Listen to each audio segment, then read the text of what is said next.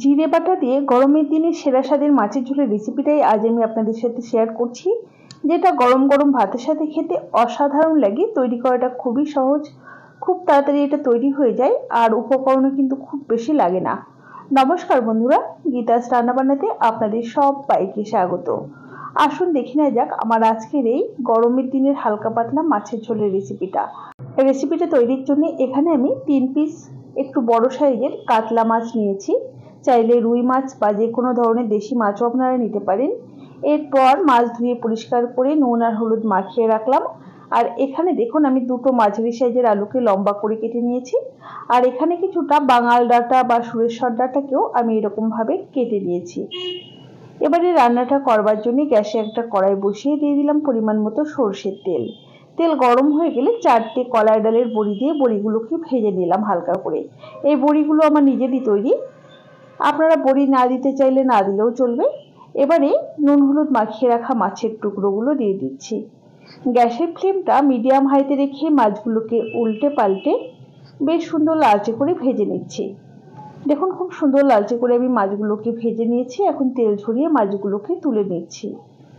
কড়াইয়ের বাদবাকি তেলের মধ্যে আমার পুরো রান্নাটা হয়ে যাবে, তো ফোড়নে দিচ্ছি অল্প একটু কালো জিরে।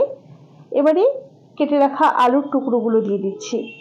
সামান্য পরিমাণে একটু লবণ আর হলুদ গুঁড়ো দিয়ে নাড়াচাড়া করে আলুগুলোকে হালকা করে একটু ভেজে নিচ্ছি। খুব বেশি লাল লাল করে ভাজবার কিন্তু দরকার নেই। গ্যাসের ফ্লেমটা কমিয়ে রেখে ঢাকা দিয়ে আমি এরকম হালকা করে ভেজে নিয়ে তারপর কেটে রাখা ডাঁটাগুলো মিশিয়ে নিয়েও একটু নাড়াচাড়া করে ভাজা ভাজা করে নিচ্ছি আরও মিনিট 2 সময় ধরে। এবারে আমি এর মধ্যে কিছু বাটা মশলা দিয়ে দিচ্ছি দেখুন 1 চা চামচের মতো জিরে বাটা, যেটা আমি শিলে খুব মিহি করে বেটে দিয়েছি। সাথে বাটিটা ধুয়ে অল্প পরিমাণে একটু জল দিলাম। স্বাদ মতো কাঁচা লঙ্কা বাটা দিয়ে দিলাম। ঝালটা নিজেদের পছন্দ মতোই ব্যবহার করতে হবে। সুন্দর রঙের জন্য 1/4 টিস্পুন কাশ্মীরি লঙ্কার গুঁড়ো আর 1/4 টিস্পুন হলুদ গুঁড়ো দিয়ে দিলাম। কাশ্মীরি লঙ্কার গুঁড়োটা অপশনাল, ইচ্ছে হলে দিতেও পারেন, না হলে না দিলেও চলবে। সাথে দিয়ে দিলাম স্বাদ মতো লবণ আর কয়েক দানা চিনি। এইটুকু চিনি দিলে রান্নাতে মিষ্টি হয়ে যাবে না, স্বাদের ব্যালেন্সটা একদমই ঠিকঠাক থাকবে। অল্প পরিমাণে একটু জল দিয়ে সমস্ত কিছুকে খুব ভালোভাবে নাড়াচাড়া করে মিশিয়ে নিলাম। আর গ্যাসের ফ্লেমটা একদম কমিয়ে রেখে ঢাকা দিয়ে 3 থেকে 4 মিনিট সময় ধরে কষিয়ে নেব। খুব বেশি সময় ধরে কিন্তু কষিয়ে নেবার দরকার নেই। মোটামুটি 4 মিনিট পরে আমি ঢাকাটাকে ওপেন করে একটু নাড়াচাড়া করে পরিমাণ মতো জল দিয়ে দিলাম। আপনারা যতটা ঝোল রাখতে চাইছেন সেই বুঝেই জলের ব্যবহার করবেন।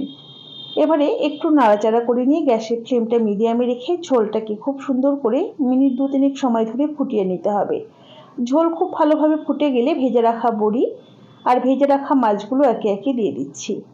আপনি যদি আমার চ্যানেলের নতুন বন্ধু হয়ে থাকেন তাহলে অবশ্যই পাশে থাকা বেল আইকন সমেত আমার চ্যানেলটিকে সাবস্ক্রাইব করে নেওয়ার অনুরোধ রইল। একটুখানি নাড়াচাড়া করে মিশিয়ে নিয়ে ঢাকা দিয়ে মিনিট 5 রান্না করে নিচ্ছি। এর থেকে বেশি সময় আর রান্না করবার কিন্তু দরকার নেই। দেখুন বেশ সুন্দর কিন্তু আমাদের মাছের ঝোলটা তৈরি হয়ে গেছে। মাছের ঝোলের কালারটাও চেঞ্জ হয়ে গেছে, আলু ডাঁটা সমস্ত কিছুই আমাদের খুব সুন্দর সেদ্ধ হয়েছে, বড়িগুলো কিন্তু ফুলে গেছে আর মাছেও কিন্তু বেশ সুন্দর ঝোল টেনে নিয়েছে। এবারে গ্যাসের ফ্লেমটা বন্ধ করে পরিবেশন করে দেবো। এর মধ্যে কিন্তু আর কোনো কিছুই দেওয়ার নেই। এভাবে একবার মাছের ঝোল রান্না করে খেয়ে দেখুন, গরমের দিনে খেতে কিন্তু অসাধারণ লাগে। যাই হোক, রেসিপি কেমন লাগলো অবশ্যই জানাবেন। ভালো লাগলে একটা লাইক করবেন আর বন্ধুদের সাথে প্রচুর প্রচুর শেয়ার করবেন। তাহলে আজ এই পর্যন্তই। সকলে ভালো থাকবেন, সুস্থ থাকবেন। হাজির হয়ে যাব নতুন কোনো রেসিপি নিয়ে। ধন্যবাদ।